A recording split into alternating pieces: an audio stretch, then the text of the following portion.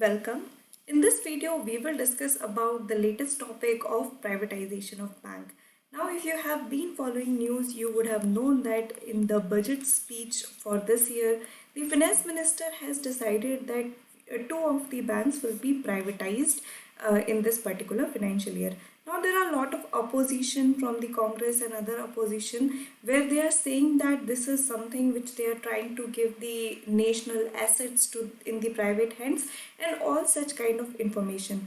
In this regard, what we will discuss, so for your examination point of view, what you have to understand is little bit of background. So in your topic, you know that the post independence is also one of the topic for your mains preparation. So in that regard, we will just see what exactly happened, how the nationalization of banks happened. So that is before privatization, it was actually the nationalization of banks that happened. So we will discuss about that. Then we will move ahead and see why the privatization is being suggested now and what are the implications as well as what are the issues which are facing the public sector bank as well as the private bank. So let's start. This is the agenda for this video. Let's try to understand all this topic in detail. So the first thing that we need to know is a little bit of context, a background, how the nationalization of banks started. So the government decided to nationalize the 14 largest private bank in 1969. The idea was to align the banking sector with the socialistic approach of then government. So you must know before the 1991, that is the year when the LPG, liberalization, privatization and globalization reforms kick in. Before that, if you look at the 5-year plans, you will understand that what was being envisioned over there was more in line with the socialistic approach. Now this is something I hope you already know what is socialist, what is capitalist, what is communist. So socialist is mostly on the idea where you want to redistribute the wealth. So in that regard, the approach was socialist for the governments before 1991 LPG reform took place. So in that regard, 1969 nationalization of 14 largest private bank happened. The idea was that the once they are nationalized, they will create more accessibility for the people even in the hinterland of India. So that was nationalization was done in 1969. So remember that part. State Bank of India had been nationalized in 1955 itself and the insurance sector in 1956. So if like for an example, in your examination prelims chronological order, that is something which is asked way back in 2013-14 examination, they have asked about the chronological order that what happened when. So just remember SBI got nationalized in 1955, then your insurance sector in 1956 and finally, the other 14 largest private bank of that time, they got nationalized in 1969. So just remember the chronological order and we are good. The current step of privatization along with setup of asset reconstruction company or what is called as bad bank entirely owned by banks underline an approach of finding market-led solution to challenges posed in the financial market. So if you have seen the economic survey from 2016 onward has been suggesting that if we want to deal with the problem of NPA, non-performing asset is one of the major reasons why public sector banks are faltering a lot. So in that regard, if we want to take care of this particular problem, the idea was to create asset reconstruction company which will be like a bad bank. All the bad loans would be considered to be placed over here, which will clear the bank sheets of the PSPs or the banks in general. So this particular time when the budget speech has talked about that we are going to go ahead with the privatization of banks. So in that regard, it becomes important. Which banks would be privatized? That is still under consideration. There are talks like Bank of Maharashtra, Bank of India would be privatized, but let's when the solidified or when the consolidated list come in, we will talk about it at that point. As of now, just remember that the proposed idea is to privatize the bank. So I hope you understood this is the context, this is little bit of background. Now let's just quickly see why there is a reason for privatization, why the government is planning to give up its share in the banks. So the reason is degrading financial position of the public sector banks. So because of the NPA, because of the mounting NPAs, the financial position of the public sector bank has degraded in the past years. Why? Because if there is non-performing asset, it means the balance sheet of bank is more towards the liability than the asset. It does not have enough money in itself to inject the money in the market in the form of loans. So financial position of the banks is degrading because of the mounting NPA. That is the major reason for asking for privatization.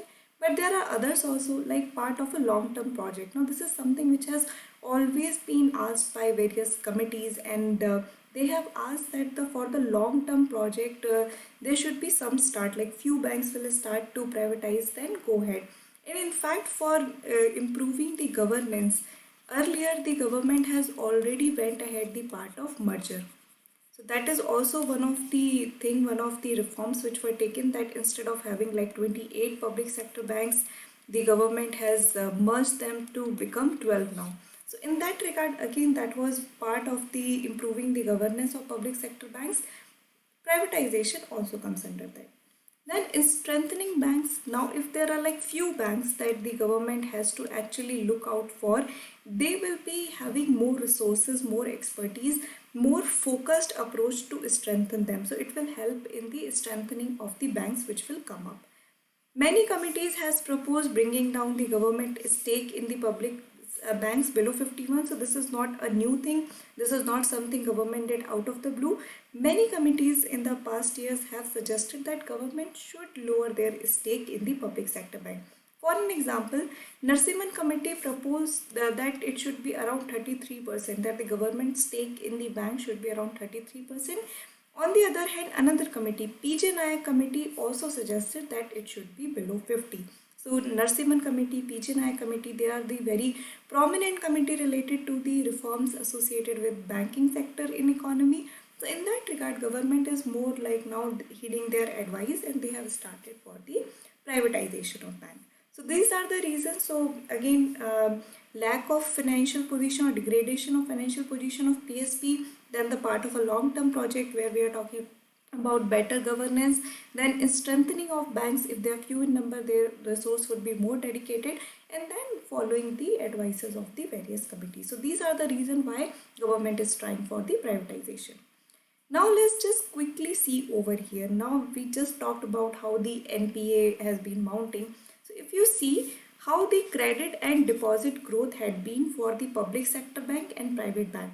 So look at the credit code, which means how much money like their credit is increasing. So for case of public sector, it is 4.6. So this is your 2020, September 2020. Let's focus on the blue color one. So in public sector, the credit growth was 4.6. Compared to that, the private bank had a growth of 7.1, which means definitely private bank is performing way better than the public sector bank. Same thing could have gone in terms of deposit also, like how much deposit the people are actually giving into the banks. So if you look at the public bank, again follow on the September 2020 blue color, here it is 9.6, but then again private bank it is 10.4, and in here you can see the deposit has also grown in the foreign banks 20.3. So which means again the private bank, the foreign banks, they are performing way better than the public bank. So from this figure you can directly understand that the credit growth as well as deposit growth is way better in the private sector as compared to the public sector. So I hope you understood this graph. Now let's move forward and try to see how the performance of private banks had been. Why the government is trying to privatize, we just see, but there has to be some merit also, like there are pull factor, there are push factor. So push factors, we discussed that there are problems with the public sector bank, but the private bank should also be remunerative, or it should have a pull factor towards it. That's why the government is going that road, right? So what are the performance? So rising market share, first of all, the market share itself has risen for the private bank. People are showing more interest in giving their money to private bank. For an example, in 2020, it has rose to 36% from the 21.26 in 2005. So in like 5 years it has rose from around 21% to 36%, which is a huge rise if you see. So the market share has risen exponentially over here, and they also provide better products and services. Now this is something kind of a gag which goes around, that if you go into the PNB, SBI, they will always be like they're having lunch, they will not listen to you. On the other hand, if you go into the private banks like ICICI, HDFC, they have better variety of products available. Like if you want to get loan, if you want to get credit card, they provide more incentive, it's full with more rewards. So in that case, the private bank also offer better products as well as better services. So this is why the private banks are more like alluring for the customer as of today.